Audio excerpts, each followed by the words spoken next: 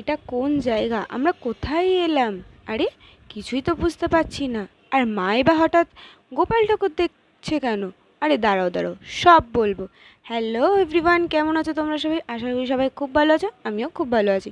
তো হঠাৎই আমার মায়ের আর বোনের ইচ্ছা হলো যে একটা গোপাল ঠাকুর দেখে আসা যাক। তো চলে গেলাম আমরা একদম হিনমটরে আমাদের এখানে গোপাল ঠাকুর দেখতে, একটা দোকানে। তো এই দোকানটা এতটাই সুন্দর, গোপাল ঠাকুর এত সুন্দর সুন্দর থাকে যে কিনা। আর মা এইদিকে দেখতে আরম্ভ করে দিয়েছিলো ছোট ছোট গোপাল, আমরা চাইছিলাম একটু ছোটোর মধ্যে আর কি। তো এই যে দেখছিলাম, তো ফাইনালি আমাদের এইটা খুব পছন্দ হয়েছিল, তা আমরা একেই নিয়ে এলাম। তো ওকে একটা জামা পরিয়ে দেখলাম, জামা চুল টুল একেবারে সব কিনে নিয়ে এসেছিলাম। তো ওটাই ওকে পরিয়ে নিয়ে এসেছিলাম। আর এই যে ছিল বোনের হাতে, তো আমি তো ভীষণ খুশি ছিলাম, রাস্তার মধ্যে রীতিমতো বক বক করছিলাম যে কখন ওকে নেবো। আর পরের দিনই ছিল রাধা অষ্টমী, তো সেহেতু ভাবলাম না, আজকে নিয়ে যাওয়াটাই ভালো, পরের দিন পুজো করতে পারবো তাহলে একেবারে। তো ওই জন্য নিয়ে চলে গেছিলাম রাধা অষ্টমীর দিন ওকে পুজো করবো বলে।